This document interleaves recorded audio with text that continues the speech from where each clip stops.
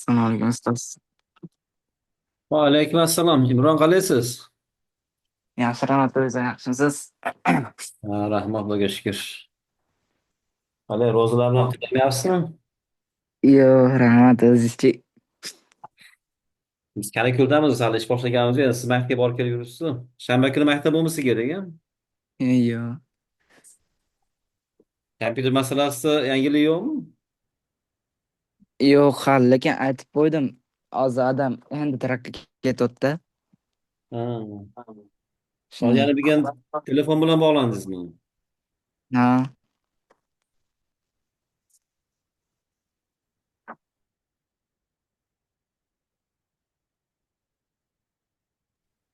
Siz onangiz ismlari nima?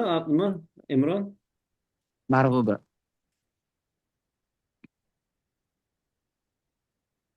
U ingliz dars olmaydi, a?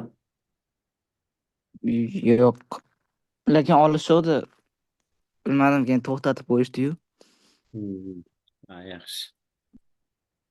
Imron.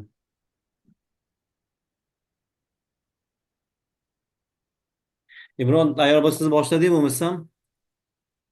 Anaqa ustoz, iltimos bor edi. Aha. Anavi men o'zi ingliz tilini bilmasdan sizga murojaat qilgandim. Shunga darslarni o'zbek tilida o'tirasanmi deyotgandim. Keyin menga aytdingiz uni slop, qiyalik anaqa narsalar deb. Ha. Shularni dars davomida sekin-sekin o'rgatib keting. Men oliy siz ingliz tilida o'tyapsiz, shunda men umuman tushunmay qolyapman darslarni. Yo'q, o'zi 80% o'zbek tilida o'tyapman shekilli, lekin bu terminlarni, misol uchun slope, intercept, form yoki bo'lmasam slope, yani 4 ta 5 ta termin bor o'zi. Bularni ingliz tilini bilmasangiz siz maktabda qanday tushunasiz uni? Endi Misol uchun mana qiyalik dedik, slope, to'g'rimi? Endi buni qiyalikni bilganingizdan keyin yana uni takror qiyalik deyish kerakmi yoki bo'lmasam slope'da davom ettirishni xohlaysizmi? Chunki qulog'ingizdan o'rganib borish kerakki, misol uchun slope, to'g'rimi? Slope degan demak qiyalik ekan. Ya'ni qiyalik degan to'g'ri chiziqni qanchalik, ya'ni steepness, qanchalik ko'tarilib borishini ko'rsatadigan rate. u Qo'lni o'rgatishni ko'tariladimi yoki kerak deysiz. tushadimi ustoz? Ha? U slop ko'tariladimi yoki tushadimi? Yo, slope degani misol uchun mana hozir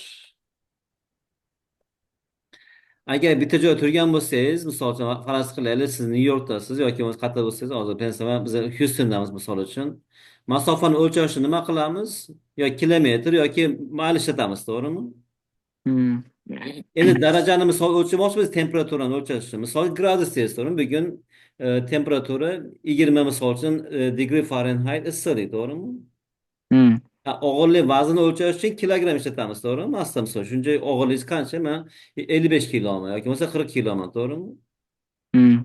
Endi xuddi o'xshagan narsa misol uchun chiziqlarda buni qiyaligini misol qanchalik ko'tarilgan o'lchash uchun chiziq unchalik ko'tarilganmi yoki bunaqami qanday o'lchamiz bu narsani? Buni o'lchash Ha, uchun biz bo'ldi, slope tushundim. tushunchasi bor. Slope bizga ma'lumot beradi. Chiziqning qanchalik qiyaligini ko'rsatuvchi. Misol uchun agar m ikkita chiziq bo'lsa 5 bo'lsa, ikkinchisi misol uchun slope 2 bo'lsa, ha, demakki mana bu chiziq yana ham anaqa yuqoriroq ekan. Nima deydi buni? Misol uchun bu tog'da yurayotgan bo'lsangiz, yana ham ozman tilim kelmayapti o'zbekchasi, qiyaligi yuqoriroq deysiz o'zbekchada menimcha buni. Qiyaligi Ha. yuqoriroq ekan. Buniki sal pastroq ekan misol uchun. Mhm. İngilizce aytganda to compare the steepness of two lines, ya'ni ikkita chiziqning qanchalik yuqori ko'tarilayotgan o'lchash uchun slope'larga qarash kerak. Ya'ni qiyalik nimalarga qarash kerak? Qiyaliklarga Hmm. qarash kerak. Ha, Qaysi bir bo'ldi, tushundim. chiziqning qiyalik koeffitsiyenti katta bo'lsa, yuqori bo'lsa, demakki u shunchalik tikka bo'ladi. Qancha Mhm. kichkina bo'lsa, u shunchalik yotiq chiziq bo'ladi. Ha, bo'ldi, tushundim. Ya slope'dan maqsad shu. Men o'sha o'zi maktabimda men bular tushuntirayotganda ingliz tilini bilmaganim uchun haligi просто qarab o'tirganman. Lekin misollarni yechayotganda shu misolni qanday yechganiga qarab men ham xuddi shunday qilib yechganman. Ustoz qanday yechgan bo'lsa, shunaqa qilib javob chiqarganman-da. Lekin Ha. mavzuni tushunmasdim. O'sha qanday ishlagan bo'lsa, xuddi shunday ishlab javob chiqarardim men. Aha. Endi Imron, misol uchun qisqa muddatda 3 oy, 5 oy, 4 oy bir imtihon o'tish uchun bo'lsa, mayli tushunaman. Lekin siz Amerikada yashayotgan bo'lsangiz, Amerikada maktab borib kelib yurgan bo'lsangiz, kundan kunga ingliz tilini rivojlantirmasangiz bo'lmaydi-ku. Chunki bu problema yechmasdan turib hech qachon siz bu yerda nima qilma deydi. Misol uchun bu yil 9 bitirasiz, keyingi yil geometriyani olasiz, undan keyin algebra 2 ni olasiz, undan keyin boshqa fanlar bor, undan keyin universitetga borasiz. Bular tushunib borishingiz kerak-ku baribir, to'g'rimi? Hmm. Ya aytmoqchi bo'lganim albatta sizga o'zbek tushuntiraman, lekin ammo terminlarni slope degan nima degani, ya'ni definitionlar bilan sekin sekin yozib borsangiz kundan kunga yana ham tushunib borasiz. Maktabda ham misol uchun o'qituvchi tushuntirganda slope is this deb slope haqida tushuncha bersa tushuna olasiz. Qulog'ingizdan o'rgansiz deb aytyapman. Bo'lmasam menga farqi yo'q, faqat o'zbekcha gapiraman, tushuntiraman. Hmm. Bundoq qilaylik, Sardoz, Imron, siz tushunmagan joyni tushunmadim deng, men polniy o'zbekcha gapirib o'taman. Agar Hmm. tushunmasangiz. Lekin mana Aha, hop. terminlar, misol uchun bular matematik terminlar, ya'ni o'zbekcha, inglizcha farqi yo'q. Buni o'zbeklar ham agar ma'nosini tushunmasa tushunmaydi bu. Chunki matematik terminlar bular. Uni inglizcha, o'zbekcha uncha aloqasi yo'q. Slope, intercept, form deganda nima deyiladi? Slope deyilganda nima deyiladi? Bularni tushunib olishingiz kerak. Ta'rifini balki o'zbekcha berishimiz mumkin, lekin slope degani o'zi inglizchada nima degani buni bilib olishingiz kerak. Hmm. Hop. Boshladik bo'lmasam. Hmm. Ham o'qitaman sizga ham sekin sekin inglichcha o'rgatib boraveraman. Tushunmay qolgan joyingizni ataylab o'ta ko'p misollar qo'yilgan va o'xshash misollar homework qilib qo'yilgan uy vazifasi. Bu shaklda qilib borsangiz tez rivojlanib ketasiz. Просто endi u birdan bo'lmaydi. Bir ikki uch oy vaqt kerak bo'ladi. Ham qulog'ingizdan Hmm. o'rganib, ham nima. Maktabda vaziyat boshqa. Chunki maktabda faqat sizga dars o'tilmaydi, ya'ni gruppa bor, misol sinfda 20 ta 30 ta o'quvchi bor. O'qituvchi har Hmm. bitta o'quvchiga qarab dars o'ta olmaydi. Bu repetitorning yaxshi tomoni birga bir, ya'ni tushunmagan joyda to'xtaysiz, yana tushuntiriladi.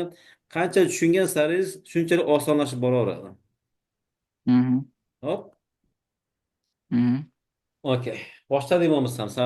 Imron, bugun davom ettiramiz. O'tganda nima haqida ishladik? Slope, ya'ni qiyalik, chiziqlarning qanchalik qiyaliklarni hisoblash. Hmm. To'g'rimi? Endi bugun yana bitta konsept, ya'ni slope intercept form. Ya'ni bu slope degani biz m, to'g'rimi? Y2 minus y1 over x2 Hmm. minus x1, to'g'rimi? Intercept to asli Y mi? Intercept degani kesib o'tish degani. Misol uchun mashinada ketyapsiz, o'rtangizda oldin gari chiqib ketsa nima bo'ladi? Misol uchun the traffic police intercepted my road deysiz. Hmm.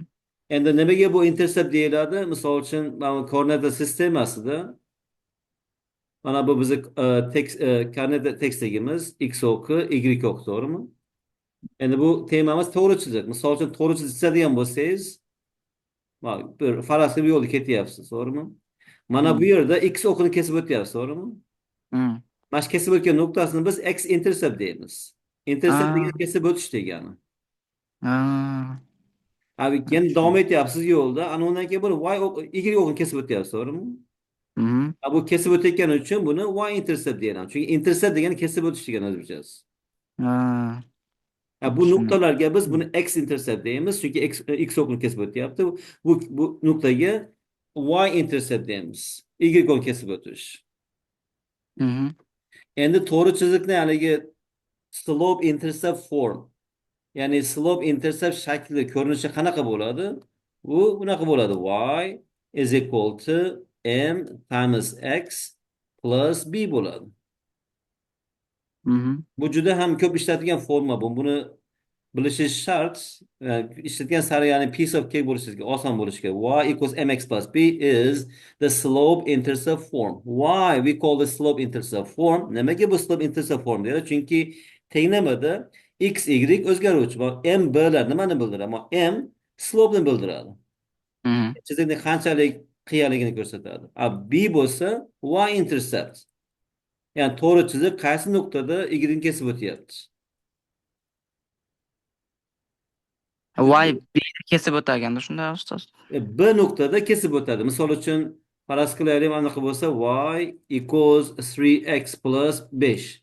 Nima degani? Bu degani bu y o'qini 5 ta kesib o'tadi va bir unit o'ng tomonga qarab yugursangiz 3 anaqa unit yuqoriga ko'tariladi chiziq. Mhm. Chunki bu tengni ham qarassangiz aytib berishim mumkin. Shuning uchun bu juda ham muhim. Bunga qarab, ha, bu chiziqning qanchalik tezlikda ko'tarilib borayotganini ko'rsatadi. Bu esa y o'qini qaysi nuqtada kesib o'tishini ko'rsatadi. Mhm. Misol uchun, mana o'qi savolni directions. Given the slope and y-intercept of the line, write the To'xtang, equation. to'xtang, to'xtang, mana shu yerda to'xtang. Nima tushundim mana shu yerda? Given the slope and y-intercept of the line. Slope berilganmi? Shu slope kesib o'tish uchun berilganmi? Shunaqa. Chiziqning slope'i, ya'ni ko'tarilish koeffitsiyenti va y intercepti, o'zbekchada y o'qni kesib o'tish nuqtasi deyiladi, o'zbek tilida. Y o'qni kesib o'tish nuqtasi berilgan bo'lsa, deyapti, to'g'rimi? Mhm. Right. Aha, davom eting. Write the equation in slope intercept from. Write the equation in slope intercept form. Endi savol keldi. Slope intercept form nima degani? Slope intercept form degani y equals mx plus b. Misol Mhm. uchun slope in question 1 to y-intercept -1. Tenglamasi qanaqa bo'ladi? Tenglamasi y is equal to slope. Slope is 2. 2 times x, y-intercept -1. Mhm. Gözüm agar slope intercept formda bo'lsa, siraj ko'rinishdan ha, slope 2 ekan, y-intercept -1 ekan ayta olaman. Bunikicha ikkinchisi misol uchun slope -3/5, y-intercept 4. Demak, tenglamasi nima bo'ladi? Y equals slope -3/5 and x, y-intercept +4. Mhm. Chunki bularni chizsangiz, misol uchun mana hozir birinchi tenglamamiz 2x minus 1, to'g'rimi? Y equals to x minus 1. Ko'ryapsan, agar chizadigan bo'lsam tenglamani. Bu tenglamani ko'rinishda ko'ryapsan, -1 kesib o'tyapti. Bu -1 degani y o'qni -1 kesib o'tadi degani. Endi mana 2 degani, ko'rsangiz mana e, o'ng tomonga bitta yursangiz, misol uchun yuqoriga ikkita yugurish kerak. Ko'rdingizmi nuqtani? 1 1. Mhm. Mana. To'g'rimi? Mhm. Slope 2 degani nima degani? Agar if you run 1 unit to the right, you have to rise 2 units up, right? Bu Mhm. U o'ngga yurayotgani sababi anavi 2x da anaqa negativ emasda 2x. nisbat. Agar Aha, negativ 2x bo'lsa, u chapga yuradi, shunda to'g'rimi? albatta. Bir marta chapga burilib, ikki marta tepaga, yana bir marta chapga burilib, ikki marta tepaga. Shunday bo'lib ketaveradi. Keyin oxirida anaqa tugaganda, o'sha grafni anaqasi tugaganda, oxirida bunday chiziq qilib qo'yiladi. Aha. U haligi nima kichkina misol ko'ramiz uni. Birozdan ko'rsataman uni chizishni mana. Bu yerda chizishlari bor. Bu arrowhead qo'yib qo'ygani bu chiziq davom etadi deganida, to'xtamaydi. Mhm. Shu shaklda davom etadi degani. Shuncha arrow qo'yiladiki, bu to'xtamaydi degani. Mhm. Okay. Endi uchinchi savol aytingchi, tenglamasi nima bo'ladi? Y equals -3 -3 uh, x x plus 2. plus 2. That's it. So here, -2 is the slope. What is slope? Slope is the rate of change, right? The rate of change of what? The rate of change of y to x. Yeah, slope the qanday nima qildik? As I said, it is the ratio of the change in y to the change in x. And what is change in y? Ya'ni y ning qiymati o'zgarishini qanday aniqlaymiz? Y, ya'ni 2y2 minus y1. X ning qiymati changechi. X2 minus x1, to'g'rimi? Ya, chunki x Mhm. ketayotgan bo'lsangiz, siz mana bu yerdasiz. Vaqt o'tishi bilan bu yerga kelib qoldingiz. Endi masofada o'zgarish qanday topaman? Masofada o'zgarib topish uchun buni ayirishim kerak. X2 minus x1, to'g'rimi? Mhm. Shuning uchun davom etamiz. 4. 4 ning tenglamasini aytdik, slope intercept form. Chunki Uh, Imron, bu to'g'ri chizig'li funksiyalarda o'zi to'rtta forma bor, uni ko'p emas. Buni siz yoddan bilishingiz kerak. Birinchisi nima? Slope formula. Y2 mhm. minus y1 over x2 minus 1. Ikkinchisi nima? Slope intercept form. Mana hozir ko'ryapmiz, eng ko'p ishlatadigan tenglardan bittasi bu matematikada. Y equals mx plus b. Undan keyingi formula standard form. Ax plus by equals c. Undan keyin bir forma ko'ramiz, nima u? Point slope form. That is y minus y1 equals m times x minus x1. Bu to'rtta formula. Buni juda ham yaxshi bilishingiz kerak. Bu to'rttasini yaxshi bilsangiz, bu yerda hamma savol yecha olasiz. Hammasi bu to'rtta formula ustiga qurilgan bu butun anaqa nima? Chapter. Algebra. Ha? Shu chapter unit bormi? Mhm. Ya bular kelajagida juda ham ko'p ishlatilgan formulalardir, bu to'ralasi. Ularni juda ham yaxshi bilishingiz kerak. U keyin Mhm. yilda ham ishlatasiz, geometri olganda ham ko'rasiz, algebra 2 olganda ham ko'rasiz, prekalkulus olganda ham ko'rasiz, kalkulus olganda ham ko'rasiz, universitetga borganda ham ko'rasiz. Chunki bular juda fundamental nimalar, tushunchalar. Har doim Qoidasi ishlatilgan. ekanda shu algebrani. Hı? Algebrani qoidasi ekanda. Algebrani fundamenti. Yani Ha. bütün algebra katta bo'lsa, matematika уже high school universitet, uni fundamenti algebra 1da, hamma shu nimadagi qonunlarga qurilgan ustiga. Hmm. Aziz shu juda ham oson o'zi, unaqa nima emas. Shu to'rtta narsa bor. Demak, slope -1. So it is negative x. Bir bo'lsa yozmaymiz-ku, chunki 1 times x o'rniga просто x yozamiz. Chunki bitta x degani x degani, to'g'rimi? Mhm. Shuncha yozilmaydi. Ya'ni -1 times x is the same thing as negative x. Ya'ni minus 1 ko'paring x yoki minus x bir xil ma'no bildiradi. Mhm. Bu ham qoida matematikada. Qoidalardan bittasi. Ya'ni hali misol uchun maki yozsangiz properties of real number yozsangiz bir necha oddiy qonun chiqadi. Hammasi o'shaning ustiga qurilgan. Image.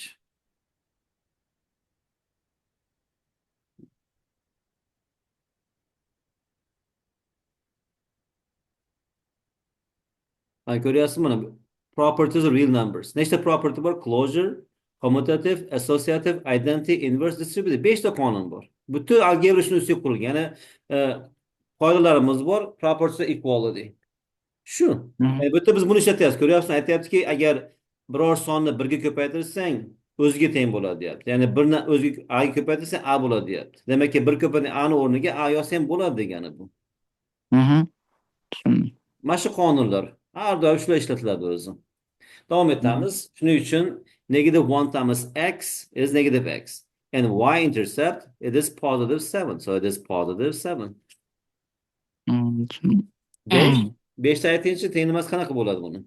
Birinchi o'qing, Voy, keyin ayting tenglamasini.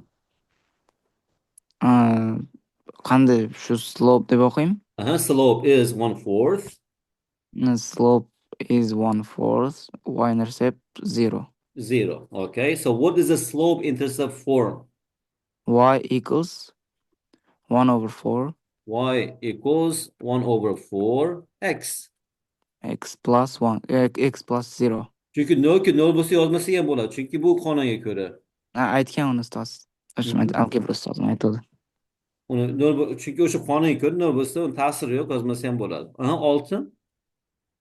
Y equals -5/2 -5/2x. x, y-intercept -3. -3. Chunki tenglama bu ko'rinishda bo'lsa, biror sразу aytasiz, ha, buning bu chiziqning, ya'ni ko'tarilish koeffitsiyenti, ya'ni qiyshiqlik nimasi -5/2 ekan. Y-intercept -3 ekan. Mhm. Bular endi oddiy warm up questionslar. Endi bularni nima qilamiz hozir? Grafga qarab yozamiz. Savolni o'qingchi. Ident, Identify. ident, Aha. Identify degani nima degani? identity. Hmm? Identify degani nima degani? Bilmadim. Aniqlang degani. Identify degani aniqlang degani. Aha, tushundim. O'sha slope bilan y-interceptni aniqlang deyapti. Aha, bu agar graf bo'lsa, grafikasi berilgan ekan, grafikaga qarab to'g'ri chiziqning slope'ini, ya'ni ko'tarish koeffitsiyentini va e, y o'qi bilan kesishish nuqtalarini aniqlang debdi. Topdim. Y-intercept 4 ekan. Aha. Tugataylik, savol keyin qilamiz. Keyin davomi? Then write the equation of the line in slope intercept form. Slope intercept form. Imran, what is slope intercept form?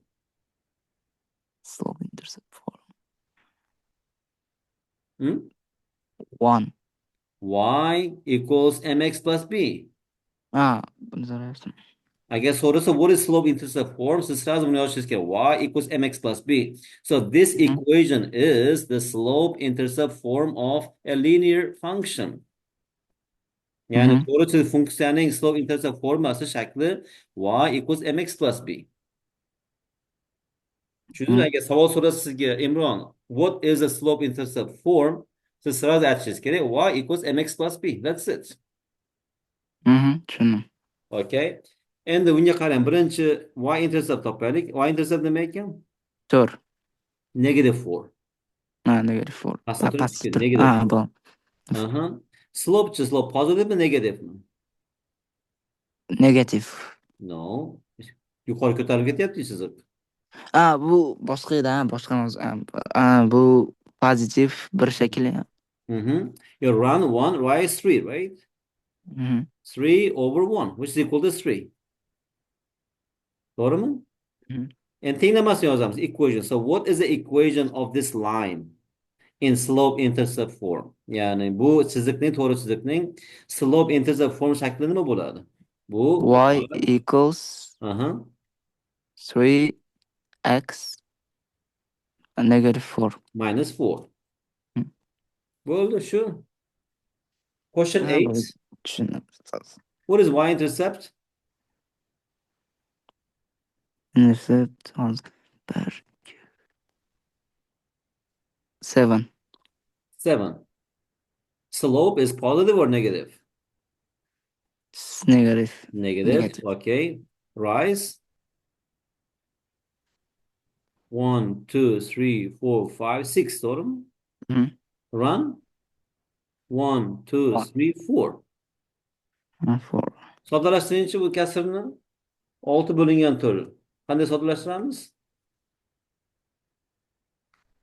3 over 2. 3 over 2 because both numbers are even numbers. Ikkalasi ham juft sonlar, to'g'rimi? Tepasini Mhm. orqasini 2 bo'lib yuborsak bo'ladi. 3 Mhm. bo'lingan 2. Demakki, tenglamasi nima bo'ladi? Y equals Equals 3 over 2. negative 3 over 2, to'g'rimi? Negative 3 over 2 X, plus x plus 7. x plus 7. That's it. Bu yani boshqa narsa yo'q. Shu to'rtta Mhm. narsani yaxshi bilib olsangiz bo'ldi, Abror, Imron. Mhm. Bor deyman. O'sha slopni qanday topish, slope intercept form nima degani, qanday yoziladi? Ana undan keyin point slope formula and the standard form. Davom Mhm. etamiz, endi buni avtomatik yozib ketaveramiz. Ustoz, keyin hozir bu videoda hozir anaqa qilyapsiz, videoga olyapsiz. Aha. Sizga o'tgan tashlab qo'ydimki, playlist ochib sizga YouTube'da. Hamma videolar o'sha linkda bo'ladi.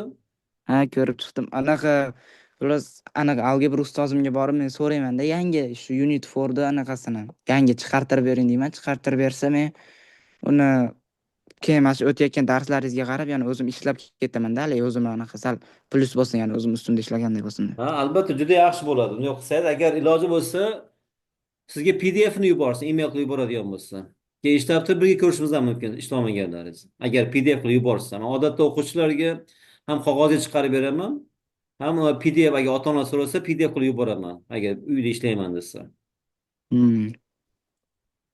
Ya'ni o'qituvchidan o'qituvchi o'zgaradi, ba'zi o'qituvchilar bergisi kelmaydi, lekin agar yubora olaman desa, misol uchun email qilib olasizmi PDFni.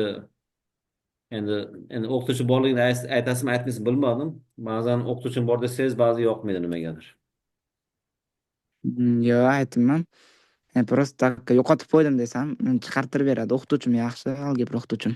Chiqarib Erinmaydi. bersin, iloji bo'lsa PDF qilib emailga yuborsin. Mhm. Agar birga ishlayman desangiz, bo'lmasam olib ishlasangiz ham bo'laveradi.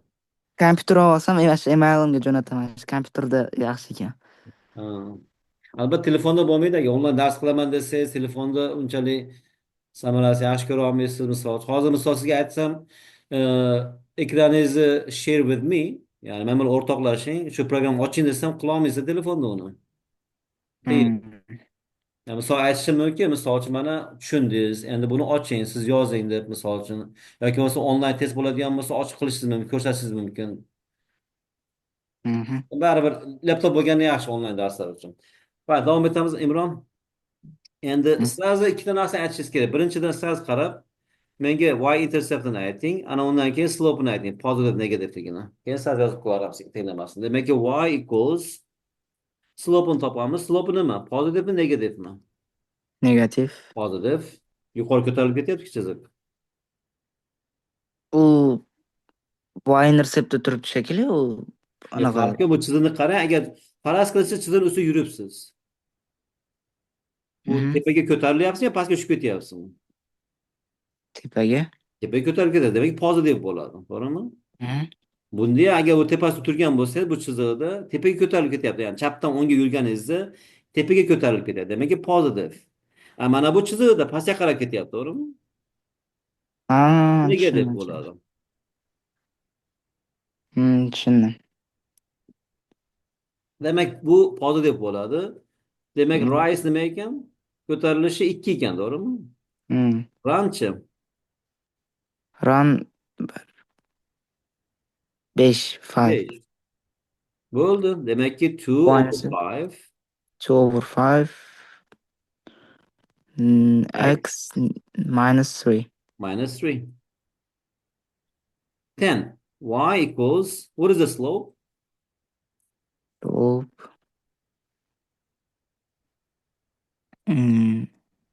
1. Rise nima ekan? 1, 2, 3, 4, 5. 1, 2, 3, 4, 5. 1 ekan, to'g'rimi? De x ekan. Y intercept Y-intercept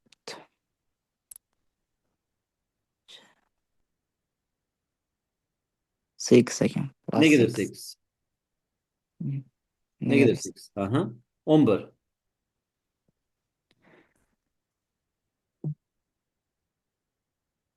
Y equals Is it negative or positive, the slope of this line? negative. Negative. Manfi ekan. Aha. Rise 2 2. over 1, 2. 2, 3, 4, 5, 6, 7, 8 ekan, to'g'rimi? Mm, Soddalashtirishchi bu kasrni. 4. Minus 1 over 4. Chunki kichik sonni katta songa bo'lyapsizki, faraz qiling 2 dollarni 8 tadan bo'lish bo'ladigan bo'lsa, har bitta odam qanchadan oladi? 25 sent oladi, to'g'rimi? Mm, Ya 4 dollardan olmaydi-ku. Bu bo'lish degani 2 over 8 degani 2 ni 8 ga bo'lyapsiz degani. mm. Okay, so y is equal to negative 1 over 4x. What is y-intercept?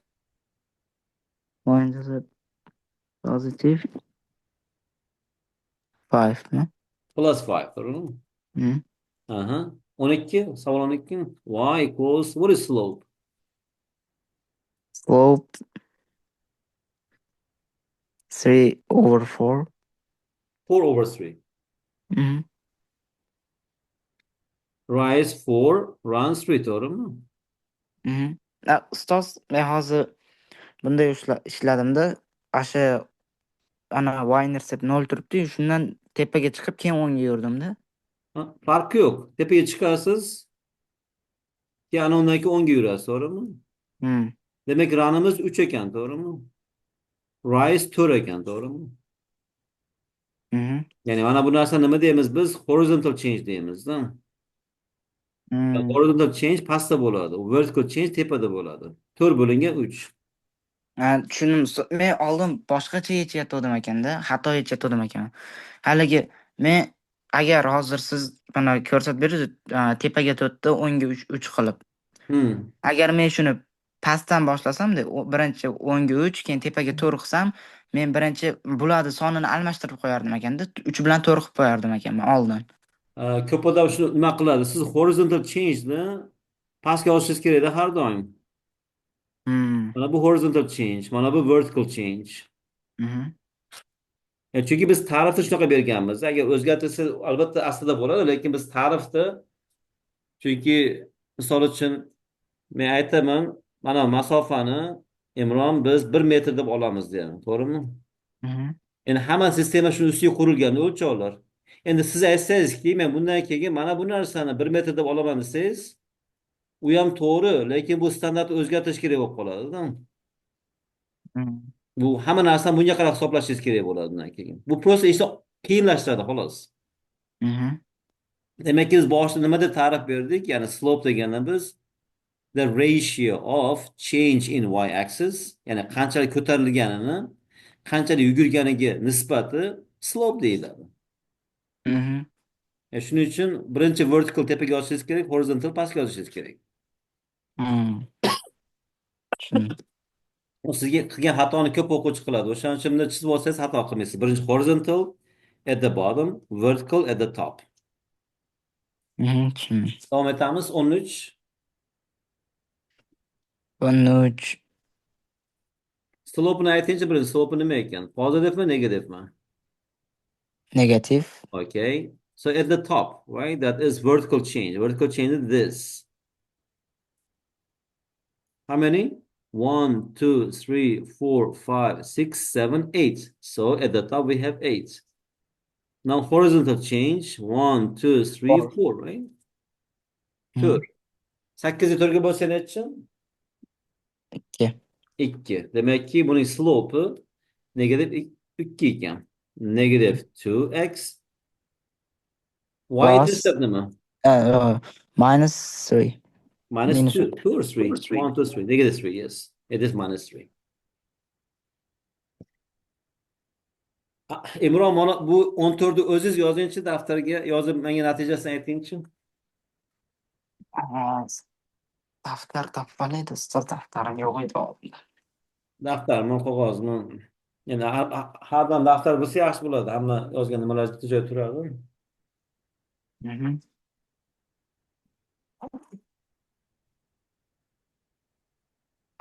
Daftar topgan. Buni chizib ko'rsatib berishim kerak, ustoz. Yo'q, siz yechib menga tenglamasini ayting. Tenglamasini nima? Bu tekshirmoqchiman. To'g'ri yozasizmi, to'g'ri yozmaysizmi tenglamasini? Ha, buni chizmasdan просто javobini yozsam bo'ldi. Aha, tenglamasini ayting menga. Hozir. Xo'p, daftarimni ochdim.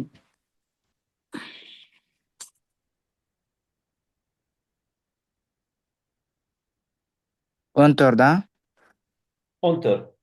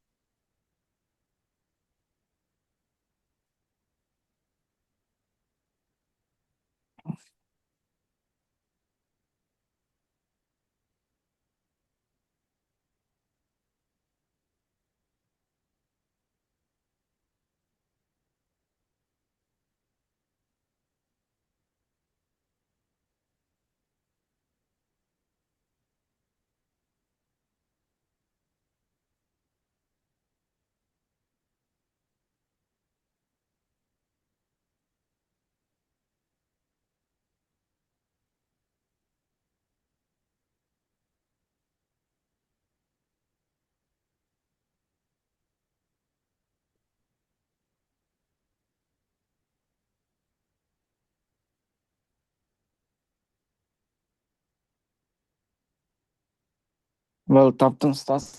Ayting tenglamasini. Y equals negative 5 over 6 x plus 1. X plus 1. Very good. That's correct. Y equals negative 5 over 6x and plus 1. Keyingi topinchi sal tezroq topishga harakat qiling endi. O'sha yo'lini bildingiz. Mhm.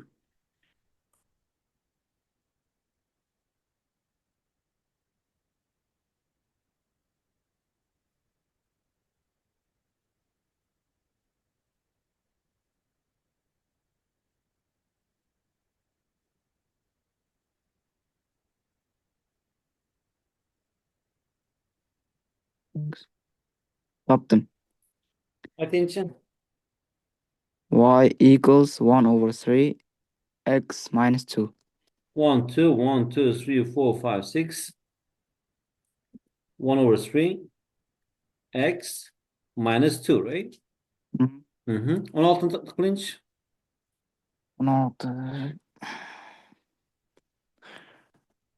Bu negatif ekan. Negatif ekan.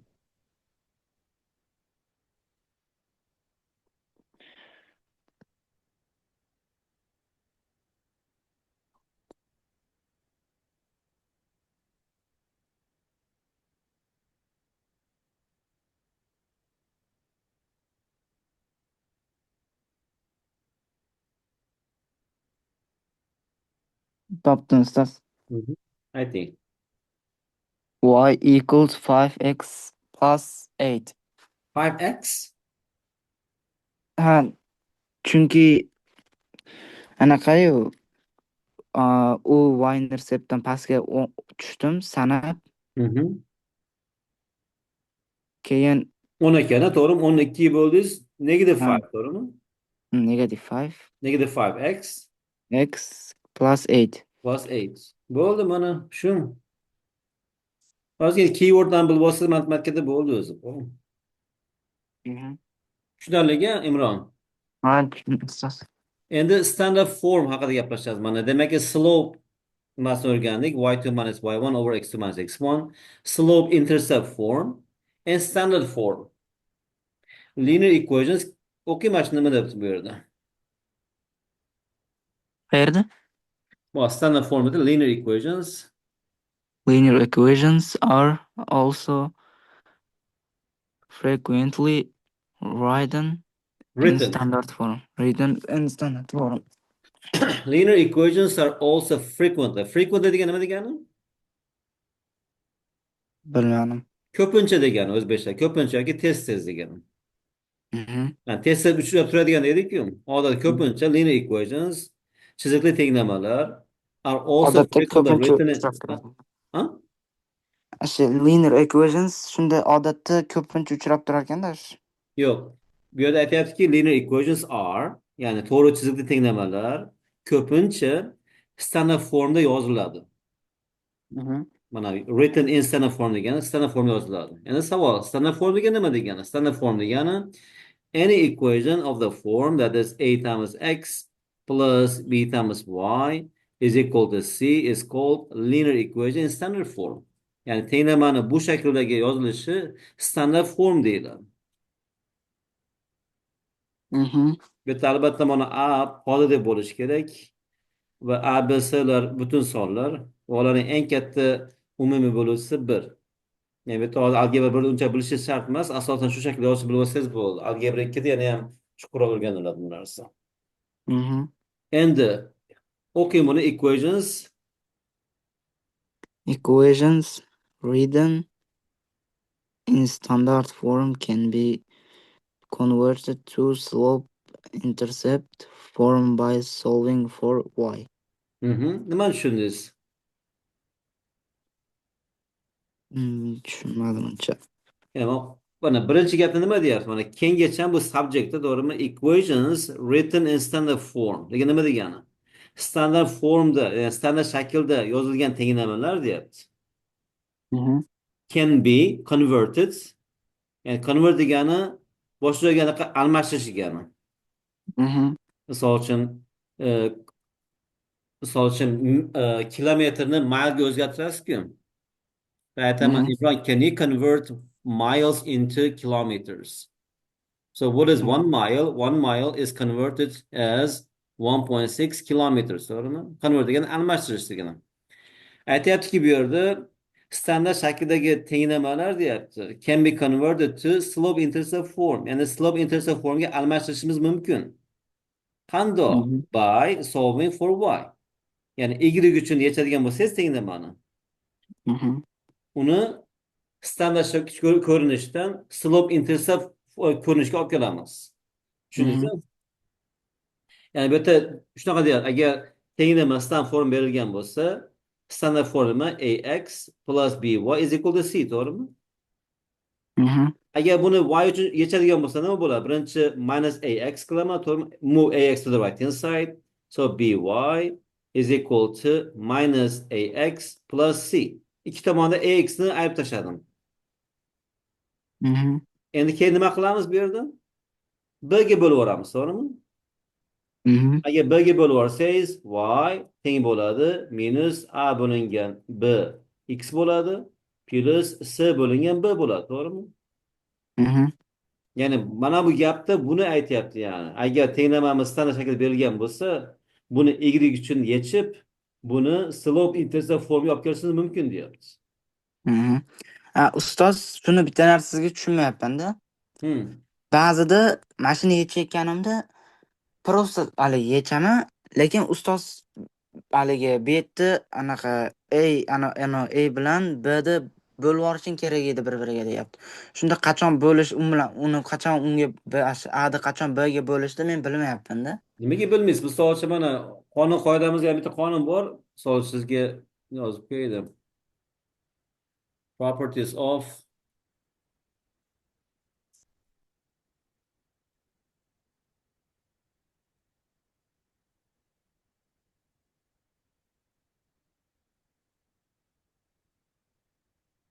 mana matematikada qolganligi ikkinchi qonun sizga aytganim faqat mana shu ko'ra olyapsizmi pejni?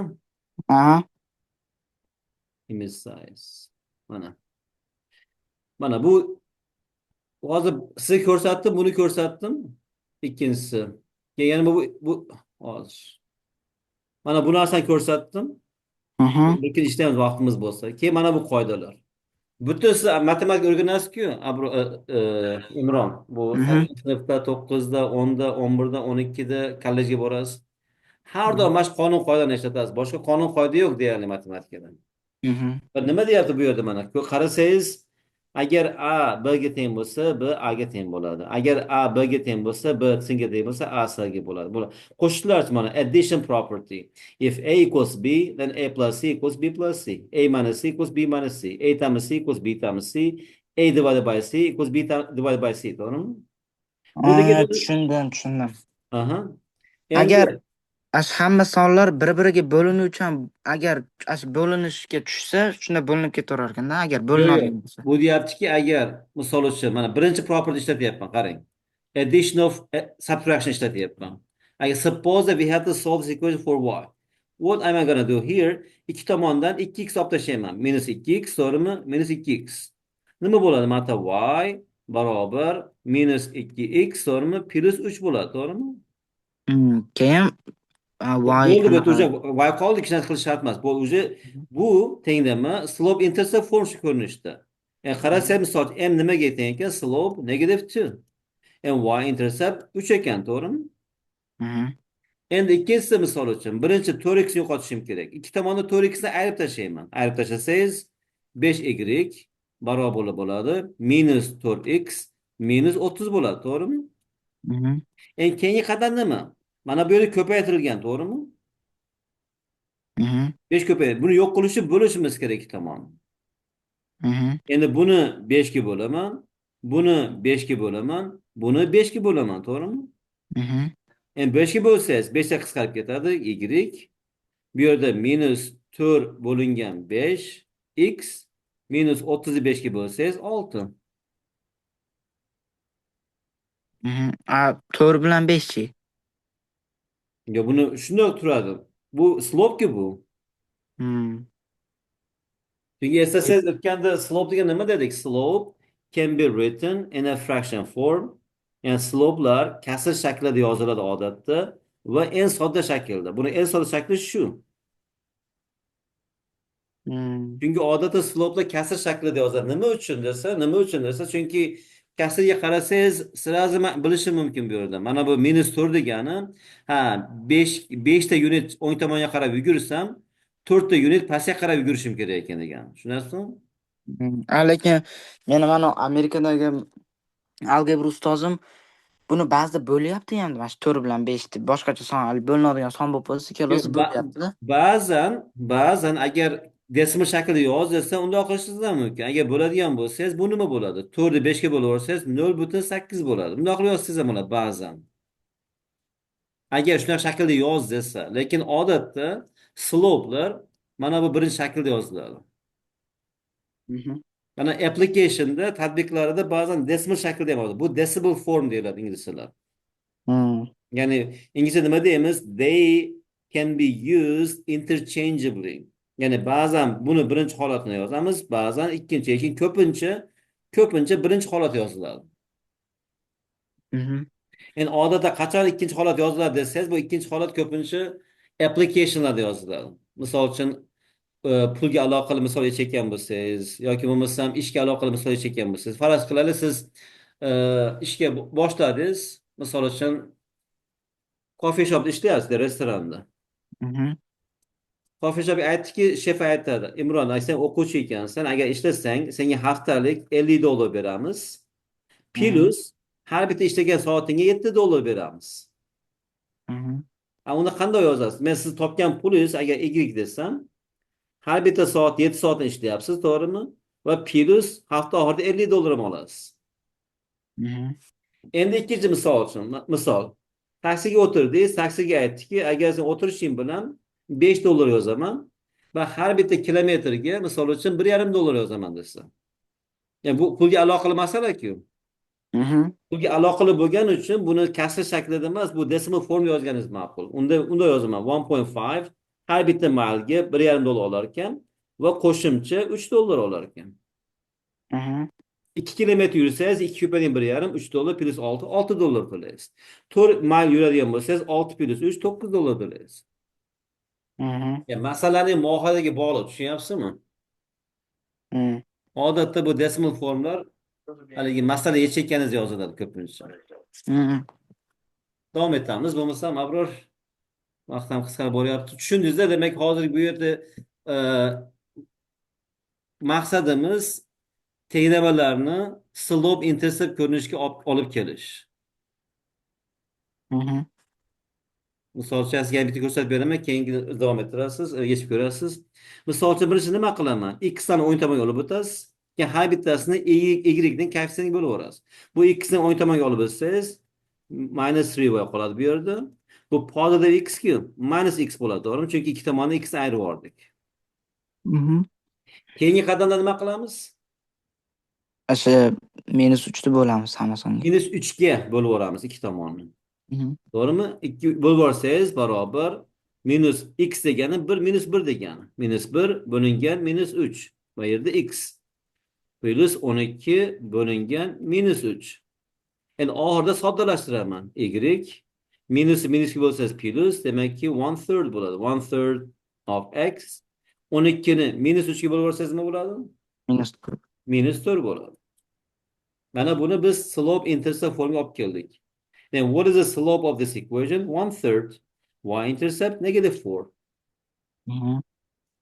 To'rtta qilinchi Abror. Imron. Hop.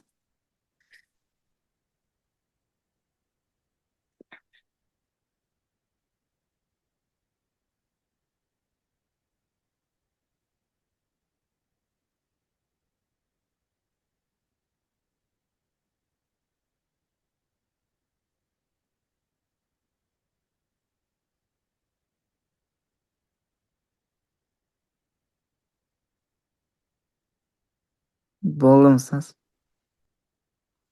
Nima ekan? As- Y equals 1/1. No, Abror. Imron. We have to solve it for y, right? So also you can do like this. Move this to the right and number to the left. So x, -8, change the side, right? Plus 8. This negative y move to the right hand side, positive y, right? Mhm. And now flip it. I'm going to use this property. What is that? If you see the symmetry property is symmetric. If A is equal to B, B equals A. If x plus 8 equals y, then y should be equal to x plus 8. Agar x plus 8 y ga teng bo'ladigan bo'lsa, demakki y x plus 8 ga teng bo'ladi, to'g'rimi? Mhm. To'rtinchisi lazım misol uchun. Demak, to'rtinchisi negativ turibdi. Shuning uchun buni o'ng tomonga olib o'tadigan bo'lsam yoki bo'lmasa ikki tomonga y ga qo'shib yuboryapman. Nima bo'ladi? 4x barobar bo'ladi y, to'g'rimi? Mhm. O'zi ikki tomonga y qo'shib yubordim. Endi natija nima bo'ladi? Buni slope intercept form shaklida yozishimiz kerak. Demak, y barobar 4x bo'ladi. Mhm. Slope Hozir demak, boshqacha yechayotgandik ustoz. Birinchi 4 ni minus qilib tushirib. yo'q, ana Imron, undoqli yechsangiz ham bo'ladi. Farqi yo'q uni qanday yechishda. Maqsad bitta to'g'ri qonun qoida bilan yechib to'g'ri natija chiqarishku. Mana Mhm. siz odatda birinchi steplarda shunaqa yechsangiz bo'ladi. Buni demoqchimisiz? -4x, -4x, to'g'rimi? Shunaqa. Keyin negative y equals 0 -4x, -4x, to'g'rimi? Hı. Endi ikki tomonga minus ko'paytirib yuborasiz. Y equals 4x, to'g'rimi? Hı hı. Endi aytyapman, mana bu yerda y bo'lgani uchun mana sizga nima demoqchi bo'lyapman, bu yerga yozay, o'chirib yuboraman. Mana 3 plus 8, to'g'rimi? Nimaga teng? 3 plus 5 nimaga teng? 14. 8 ga teng, to'g'rimi? 3 plus 8, 5. Hı. Endi 5 ni u yoqqa olib o'tmoqchi bo'lsam, 5 ni ayirib yuboraman, 5 ni ayirib yuboraman, to'g'rimi? Hı. 3 barobar bo'ladi 8 minus 5, to'g'rimi? Hı hı. Endi men sizga aytyapmanki, Abror, mana shu o'rtadagi qadam yozmasdan, primoy, mana bu qadamdan bu qadamga o'tsak bo'ladimi? Mana bu yerdagi plus 5, bu yerda minus 5 bo'lib qoldi. Hı hı. Bo'ladimi? Yok. Nimaga bo'lmaydi? Mana ko'ryapsizki, ikki tomonda 5 ayirib yuborsam, chap tomonda 5 ta ketadi, o'ng tomonda 8 minus 5 bo'lib qoladi, to'g'rimi? Hı hı. Xuddi shu narsani aytyapman. Mana bu yerda aqlimda qilyapman, mana bu narsa ikki tomonga y qo'shib yubordim mana. Y qo'shib yubordim mana. Siz Hı aytgandek. 0 ga y qo'shsam y hosil bo'ladi, to'g'rimi? hı. Men просто men o'rtada qadam yozmadim buni kallada qilaylik deb. Hı. Endi 4x barobar y ekan. Endi mana bu qoidani ishlatyapmiz bu yerda. Agar a b ga teng bo'lsa, bu simmetrik ikkinchi qoidani ko'ryapsizmi? Hı hı. Agar a b ga teng bo'lsa, b a ga teng ekan, to'g'rimi? Agar o'qituvchi so'rasa, nimaga buni ishlatding? Because symmetric property. Bu matematika qonuni, hech kim buni inkor qila olmaydi. Chunki shu qonun ustiga qurilgan hamma narsa. Demak, 4x barobar y bo'ladigan bo'lsa, y 4x ga teng bo'lishi kerak, to'g'rimi? Hı hı. Endi buni yaxshi tomoni nima degani, Imron? Chunki bunday qiladigan bo'lsangiz, negativ sonlarga ko'paytirishga ehtiyoj qolmaydi. Chunki negativ sonlar ko'paytirganda ko'p o'quvchilar xato qiladi. Hı. O'sha xato qilish ehtimoli qochish uchun sizga oson yo'lini ko'rsatyapman bu yerda. Aha. Ya'ni bitta yechamiz, darsga o'tamiz, keyin davom ettiramiz. Mana qarang, misol uchun 6 ni o'zi bir harakat qilib ko'ring. Xohlagan usulingizdan. Sizga 1 minut vaqt beraman. Ya'ni bu tenglamani standart formda ekan, to'g'rimi? Hı hı. Slope intercept formga olib o'tishingiz kerak.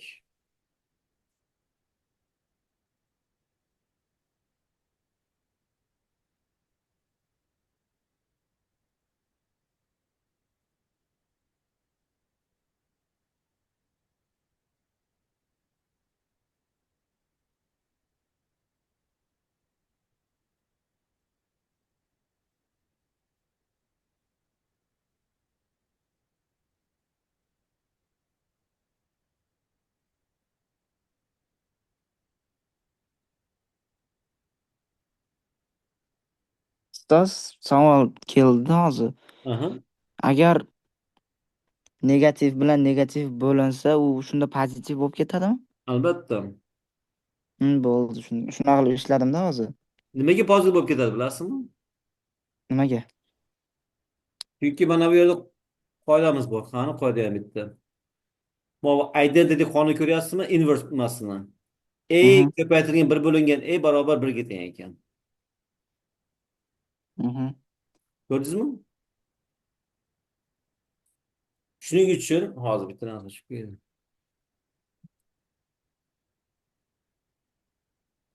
1 minut. Seconds. Mehmet Imron.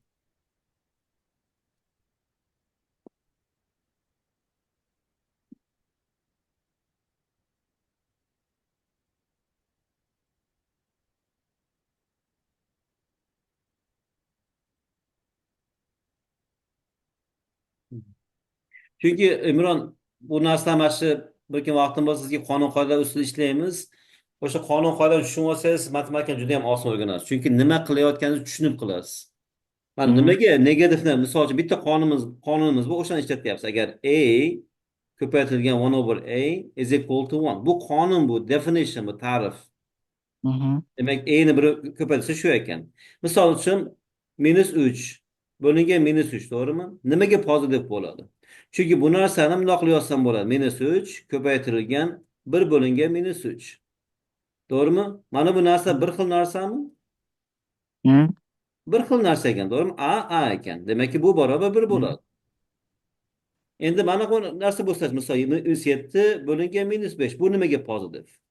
Chunki bu narsani bundoq qilib yozsam bo'ladi. Negative 1 ko'paytirilgan 7 endi negative 1 times 5.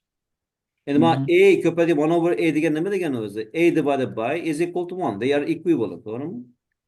Demak, bitta narsani o'ziga bo'lsangiz -1 bir xil narsa-ku.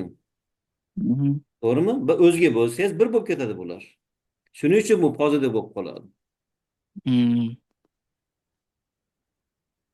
Okay, ya'ni bu Okay. yerda misol uchun siz ikki tomonda ikkita ayirib yuborsangiz ham bo'ladi, lekin little bit thought, ozgina miyani ishlatib misol uchun buni bu tomonga o'tkazsam, buni bu tomonga o'tkazsam ishingiz yana ham osonlashadi. Qarang, mana 3x to'g'rimi? Minus Mhm. minus 14 plus 14 bo'lib qoladi, chunki tomonni o'zgartiryapti. Mhm. Chapdan o'ngga yoki o'ngdan chapga o'tganda biroz son yoki o'zgarmas narsa u ishorasini o'zgartiradi. Minus plus bo'lib qoladi, plus minus bo'lib qoladi. Juda ham oddiy qonun. Bu minus 2y demak 2y bo'lib qoladi. Mhm. Ana undan keyin 2 ga bo'lib yuborsangiz hamma tomonini 3 bo'lingan 2x bo'ladi bu yerda. 14 2 ga bo'lsa 7 bo'ladi. 2 ni 2 ga bo'lsak y bo'lib qoladi, hurmatli. Bu yerda. Mhm. Endi aylantirib qo'yaman. Chunki agar a b ga teng bo'lsa, b a ga teng-ku. Demak, natija nima bo'ladi? Y barobar 3 bo'lingan 2 x plus 7 bo'ladi. Meni ham javobim xuddi shunaqa chiqdi, ustoz. Juda ham yaxshi. Simon qolganlarni qilib ko'ring, Imron ertagacha. İşte agar tushunib borsangiz borki, mana shu ikkita qonun bir vaqtingiz bo'lganda 3-4 minut ko'p emas. Properties of real numbers. Ko'ryapsiz? Closure, commutative, associative, identity, inverse, distributive. Endi properties of equality. Prosta bir ko'z tashlab qo'ying. Takror ishlatgan sari shu qonunni zo'r tushunib olsangiz bor, siz matematikaning любой temasini zo'r o'rganasiz, oson o'rganasiz. Mhm. Screen qilib oldim. Yoki bo'lmasa yozib olsangiz ham bo'ladi. Yani Google esa yozsangiz chiqadi. Properties of equality, properties of real numbers. Mhm. Okay. Abra, unda siz bilan ertaga ko'rishamiz, soat 4da. Mhm. Yani sizlar soatli 5da. Ha, xo'p. Hop, mayli, ertaga ko'rishguncha. Xo'p, rahmat, Hop, ustoz. salom bo'ling. Hop. Xo'p,